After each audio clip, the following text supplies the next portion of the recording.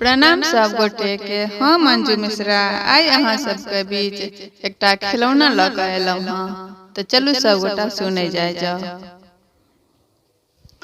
सासू झगड़ा ने करू अलग कर दिया, सासू झगड़ा ने करू अलग कर दिया।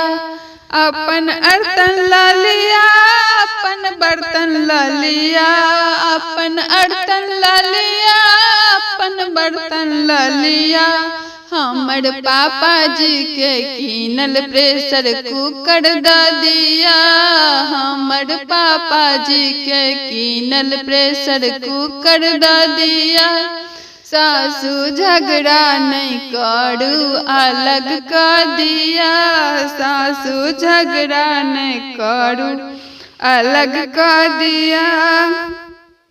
अपन चूल्हा ला लिया, अपन चेकी ला लिया, अपन चूल्हा ला लिया, अपन चेकी ला लिया।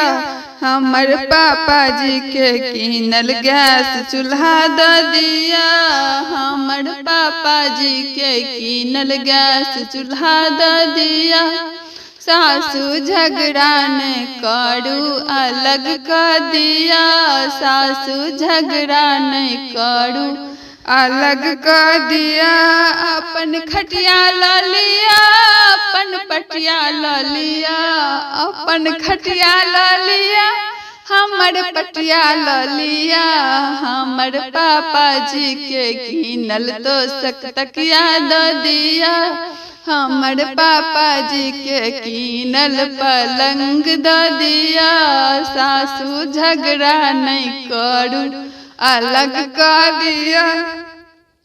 अपन पोता ला लिया, अपन पोती ला लिया, अपन पोता ला लिया, अपन पोती ला लिया।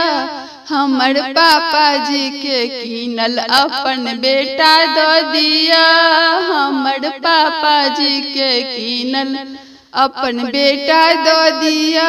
सासू झगड़ा नहीं करू अलग कर दिया, सासू झगड़ा नहीं करू अलग कर दिया।